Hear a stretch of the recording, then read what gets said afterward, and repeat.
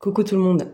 Alors je vais commencer cette vidéo déjà en vous souhaitant une excellente année et surtout beaucoup de courage pour cette année 2022. Je vous souhaite également de belles économies, une santé financière, santé physique, mentale et voilà, plein de bonheur, plein de joie pour vous et vos proches.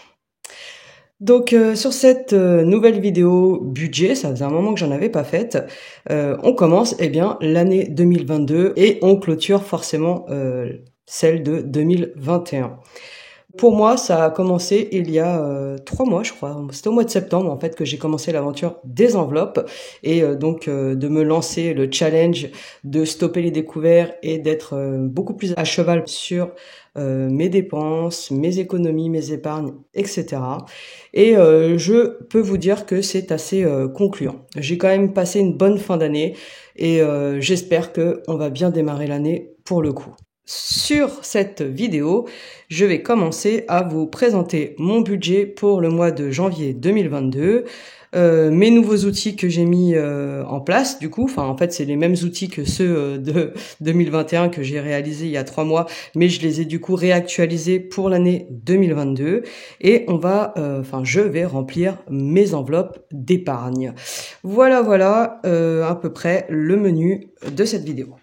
Donc, je vais mettre tous ces petits billets de côté pour les remplir juste après dans mon carnet, qui est donc ici.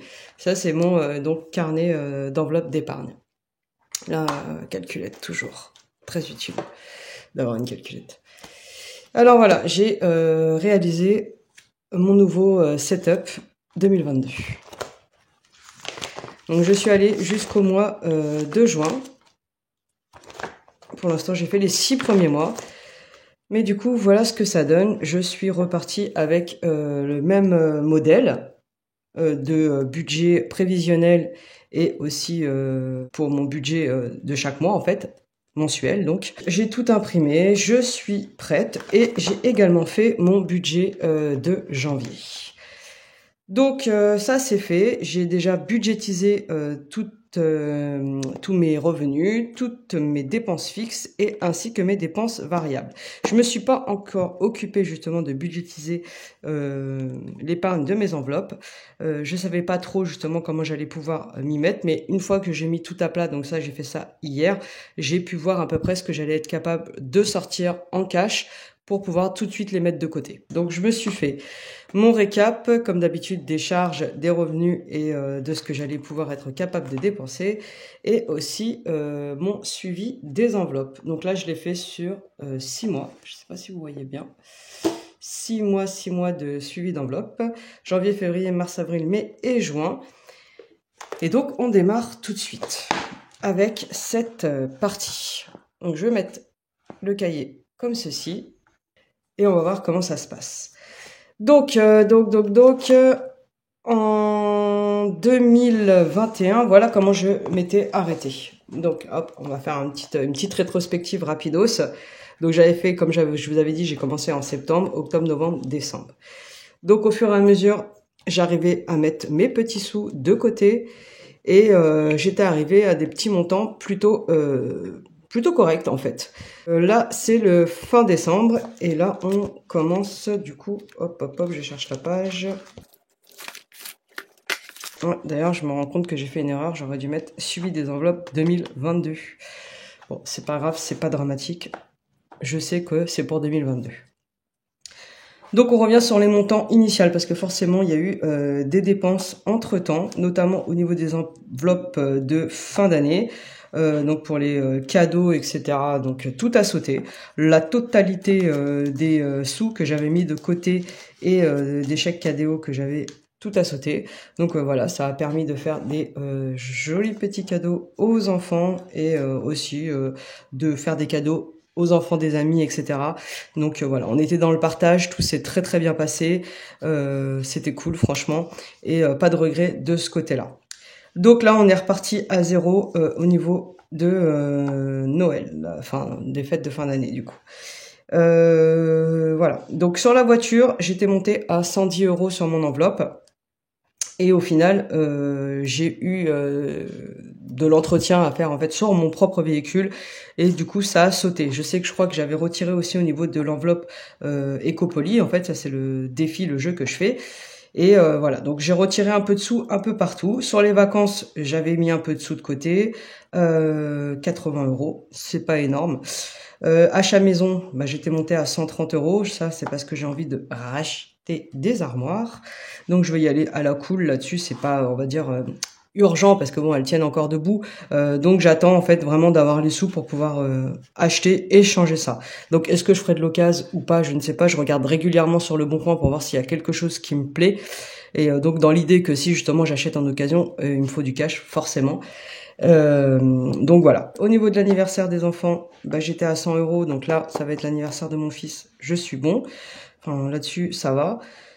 Et voilà. Donc il y a des sous qui ont bougé par-ci par-là. Bon, bah, c'est le but en même temps, hein. C'est pas que les sous, ils restent constamment, on va dire, dans les enveloppes. Quand on en a besoin, on les sort.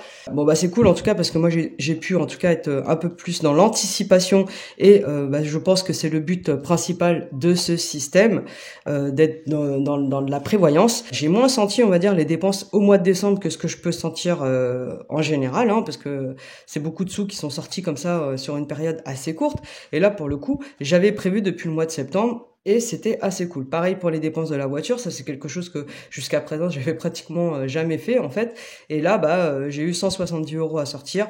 Bah, pareil, je les ai pas sentis, même si bien sûr que c'est des sous que j'avais mis de côté, donc c'est quand même nos sous. Mais ça fait moins mal aux fesses, excusez-moi du terme, mais voilà, ça fait un peu moins mal aux fesses, et encore je reste poli. Voilà, donc là, ce qui va se passer, c'est que je vais remplir avec vous, du coup, mes enveloppes d'épargne pour le mois de janvier. Donc on commence assez bien ce mois-ci, enfin même l'année, hein, je veux dire, parce que en général, je mettais à peu près 200 € de côté, et là, j'ai pu me permettre de sortir 300 €. Donc, j'ai 300 € à répartir dans mes enveloppes. Et donc, je vais réfléchir de comment je vais les répartir. Alors, sur la voiture, je pense que c'est toujours utile de mettre de l'argent de côté pour la voiture. Donc, on va essayer de faire ça un peu à la va-vite. Je vais sortir 20 €. On va voir petit à petit ce que ça donne. Sur les vacances, c'est ça qu'il faut vraiment que je commence à m'en occuper parce que je m'étais fixé quand même 2000 € pour les vacances. Bon, 2000 € pour les vacances, je m'étais fixé. Bon, clairement, si je les atteins pas, c'est pas dramatique, mais tant qu'il y a des sous de côté et qu'on peut anticiper toujours un petit peu, c'est l'essentiel. Donc, je vais prendre 2, 4, 6. Je vais essayer de mettre 60 €. Ici, achat maison, pareil, il faut que j'avance sur ce poste-là parce que j'aimerais bien faire ces changements dans la maison. 2, 4, 6. On va faire comme ça. Habillement enfant, c'est pour septembre. Alors, est-ce que je commence? Allez, on va mettre 10 €. On va commencer, ça fait depuis le mois de septembre, j'ai rien mis du tout. Donc là, en fait, c'est surtout pour la rentrée scolaire, hein. L'idée, c'est de mettre un peu d'argent de côté pour la rentrée scolaire. Anniversaire enfant. Donc, prochain anniversaire, c'est au mois d'avril. On va commencer à mettre un peu de côté. On va mettre 20 €. Parce que là, les 100 €, ils vont pas tarder à sortir, à mon avis. Voilà. Prévoyance santé. Ça, il faut que je m'y mette aussi. J'ai toujours j'avais dit que à partir de l'année prochaine, je mettrai un peu de sous de côté pour la prévoyance santé, on sait jamais. Voilà, je vais mettre 20 €. Bon, ça va qu'on n'ait pas des malades, on va dire, chroniques dans la famille. Mais ça peut toujours être utile d'avoir un peu de sous de côté. Donc je vais y aller tranquillement sur ce poste-là. Pour ce qui est de fête de fin d'année, je n'en ai pas besoin. Pour l'instant, on va attendre un petit peu. Je pense que je remplirai à partir de mars-avril. Je m'en occuperai pas pour l'instant. Fonds d'urgence. Ça, c'était cool. J'avais commencé à attendre un peu de sous. Fonds d'urgence, je vais mettre... je crois que c'était sur ça aussi que j'avais pris sur ma voiture, justement. Ouais. Sur la voiture, j'avais dû prendre sur le fonds d'urgence parce que j'avais que 110 € en fait de côté sur mon enveloppe voiture qui est ici. J'avais que 110 € et c'était 170, donc j'avais dû tirer 50 € ici. Et je crois que j'avais pris 10 € sur mon Ecopoly. Donc en fait, vous voyez, c'est cool en fait d'avoir un peu de sous comme ça de côté parce que du coup, on est moins pris à dépourvu. Donc fonds d'urgence, ça m'a servi en fait pour ma voiture. Je ne l'ai pas noté d'ailleurs en fait. Donc il faudrait que je note cette dépense parce que il me reste que du coup 5 euros. Parce que j'étais montée à 55. Donc je vais le mettre. Je crois que c'était vers le fin décembre. Donc je vais le mettre comme ça, une date au hasard. Voiture. Seat. J'avais dû sortir 50 euros. Et ce qui fait que j'en suis arrivé à 5. Voilà, voilà. Donc je vais le mettre comme ça pour l'instant. Histoire de me souvenir un peu, de traquer un peu les mouvements, les déplacements d'argent. Tirelire. Bon bah là ça c'est ma tirelire électronique que j'ai. Pareil, il y a des sous qui sont sortis. Alors je sais plus pourquoi, mais j'avais dû en avoir besoin. Donc il y a des sous qui sont sortis. Et sur l'Ecopoly, il faudrait que je me fasse un petit tracker en fait pour me souvenir quand je sors des sous. Je l'ai pas fait. Donc j'avais dû tirer parce que j'étais à 40 euros, je me souviens, et là il m'en reste 30. Donc voilà. Et d'ailleurs, ça fait un petit moment que j'ai pas fait mes défis. Il va falloir que je m'y remette aussi au mois de décembre. En fait, j'étais beaucoup plus, on va dire, l'esprit sur les fêtes de fin d'année, faire plaisir aux copains, se retrouver, la famille, etc., que sur les petits défis comme ça. Donc il va falloir que je me remette à jour. Donc je pense que je vais remettre à jour les 4 semaines, il me semble, que j'ai pas faites. J'ai carrément fait 4 semaines sans rien faire. Donc voilà, je vais remettre à jour tout ça. Surtout au niveau du défi des centimes et justement de l'Ecopoly. Bon, l'Ecopoly, je vais pas tirer le dé plusieurs fois, je vais y aller à la cool, c'est un jeu. Mais le défi des centimes, comme je voulais vraiment être sur les 52 semaines, donc une année, je vais essayer de respecter le timing, donc il faut que je me remette à jour là-dessus. Petite parenthèse terminée. Voilà, donc je reviens sur mon fonds d'urgence, je vais mettre 20 euros. Donc combien il me reste de sous? 2, 4, 6, 8... 9. Il me reste 90 euros à mettre un peu de côté à répartir. Donc je vais mettre 10 euros en plus sur le fonds d'urgence. Prévoyance santé. Alors qu'est-ce qu'il faut que je passe en priorité? Je pense que c'est quand même les comment ça s'appelle? L'achat maison et les vacances quoi. Parce que ça j'ai vite envie d'arriver à quelque chose. Donc 2, 4, 6, 8. Allez, 80 euros sur les vacances. Achat maison, je vais rajouter encore 20 euros. Il me reste 1, 2, 3, 4. Tac, tac, tac. Les vacances, allez. On va mettre un peu sur la voiture aussi quand même. Je vais mettre 10 balles, 10 euros sur la voiture. Rajouter 10 euros sur les vacances. Parce que ça arrive vite, hein, le temps il passe assez vite. Même si je sais pas trop comment vont s'annoncer les vacances d'été 2022. Mais on y croit. Donc on va essayer de mettre un peu de sous de côté. Et puis au pire, si on passe pas des super vacances, ce sera toujours des sous de côté pour autre chose. Voilà. Achat maison. 2, 4, 6, 8. Allez, 90.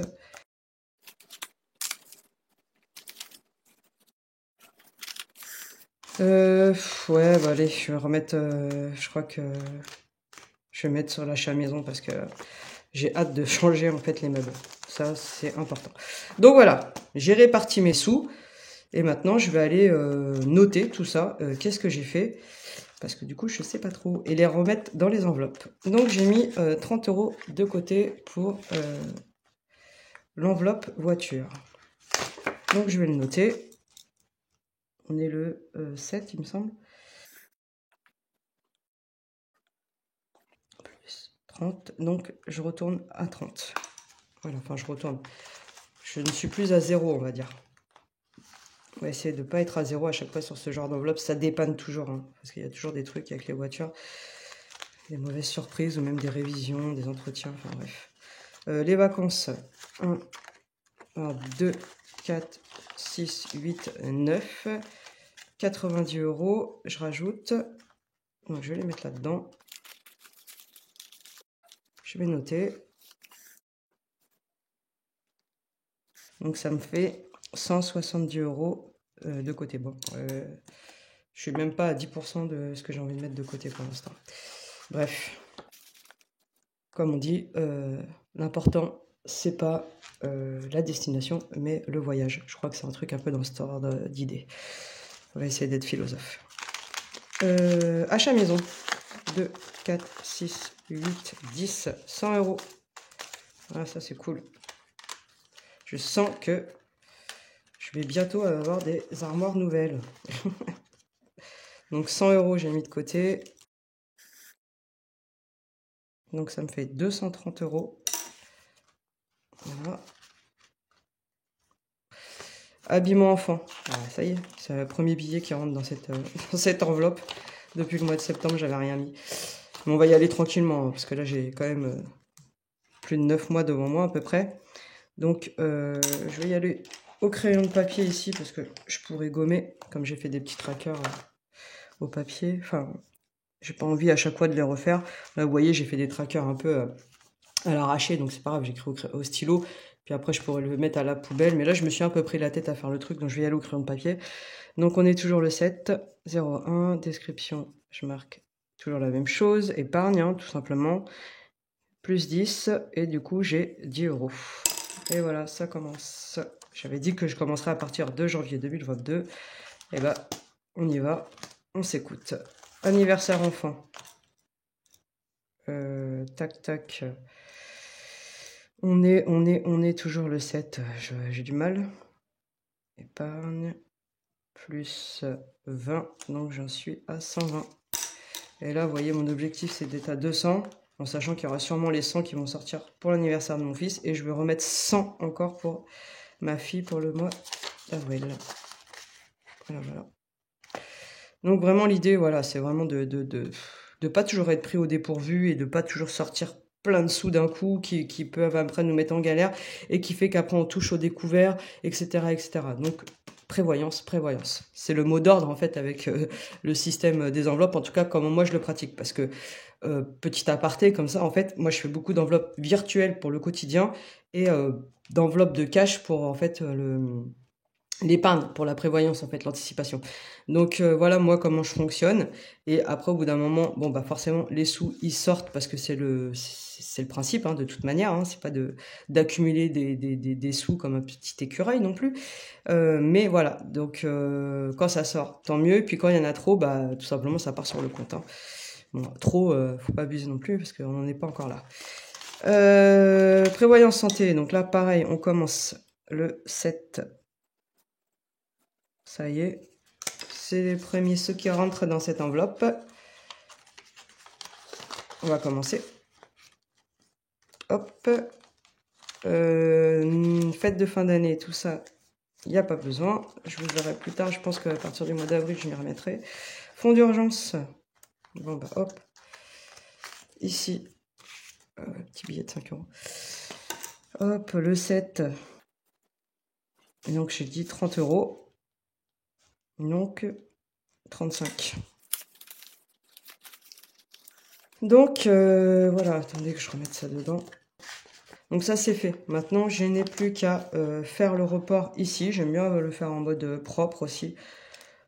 Comme ça me permet d'avoir un suivi. Mais je vais peut-être attendre finalement la fin du mois parce que je me suis rendu compte que quand je retirais des sous, au bout d'un moment, bah, en fait ça me faisait pas vraiment voir ce qui s'était passé. Donc là, je sais ce que j'ai rentré. Je traque ici. Voilà. Et en fait, à la fin du mois, il faut vraiment que je me fasse une vue d'ensemble de tout ça. En sachant que j'ai commencé avec le montant initial de l'an passé, du coup.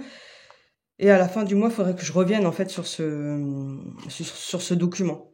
Je pense que c'est comme ça que je vais le faire. Après, je pourrais le faire peut-être éventuellement au crayon de papier. Je peux faire ça. Est-ce que ça sert? Je trouve que ça fait vraiment des manipulations inutiles. Je préfère revenir en fait au moment où je ferai tout mon bilan et tout, comme je le fais toujours en fin de mois, début de mois. Hop, je reporte à chaque fois les choses. Donc je pense que c'est comme ça que je vais faire. Ça sera beaucoup plus simple parce que je me suis rendu compte qu'en fait, bah, des fois il pouvait y avoir des mouvements.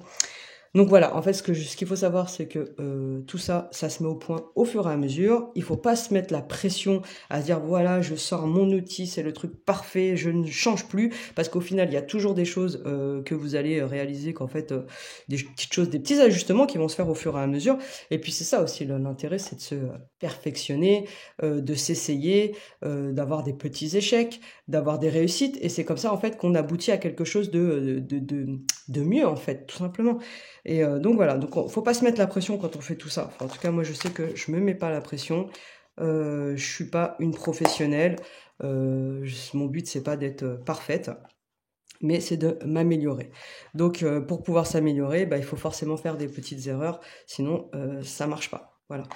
D'ailleurs, je regardais des petites citations là-dessus tout à l'heure sur Carl Jung. J'essaierai de vous la mettre à l'écran parce qu'il y en a une qui correspond exactement à ça, à l'idée de, en fait, que voilà, la perfection, ça sert pas à grand chose et le but c'est toujours de s'améliorer. Donc c'est pas une chaîne de développement personnel, hein, je le précise, mais voilà, je pense que améliorer ses finances, c'est une sorte de développement personnel, hein, bien sûr. Après, la définition, elle est assez large en soi, mais voilà. Donc voilà. En fait, c'était le petit moment philo de la vidéo. Donc je suis plutôt contente, en tout cas pour finaliser et conclure cette vidéo. Je suis plutôt contente de ce que j'ai réussi à faire. Je commence l'année du bon pied. Je vous remercie pour tous les messages de soutien que vous m'envoyez. Je remercie tous les nouveaux abonnés aussi qui viennent sur cette chaîne. Ceux qui découvrent la chaîne, eh bien, écoutez, vous êtes les bienvenus par ici. Et voilà, comme d'habitude, je suis toujours prenante de vos conseils, de vos astuces, de vos motivations. C'est toujours très très bien à recevoir en mots, etc. Donc, je vous souhaite plein de bonnes choses pour cette année, hein. Je me répète, mais c'est important. Après tout, c'est tout ce que on se souhaite à soi-même et à tout le monde, hein, en général. Je pense que tout le monde mérite son petit moment de sérénité, un moment dans sa vie. Et donc voilà, c'est de regarder un peu plus loin devant soi, c'est le but. Et je vous souhaite donc ça en 2022. Pour le coup, j'ai une prochaine vidéo qui va arriver où je sais que on m'avait déjà demandé est-ce que je partageais mes outils, etc. Donc je vous réserve une petite surprise très prochainement par rapport aux outils que j'ai réalisés avec mes propres petites neurones et mes petites mains. Donc voilà, alors restez connectés, vous verrez, ça sortira très bientôt et il y aura moyen de moyenner quelques outils que j'ai mis en place.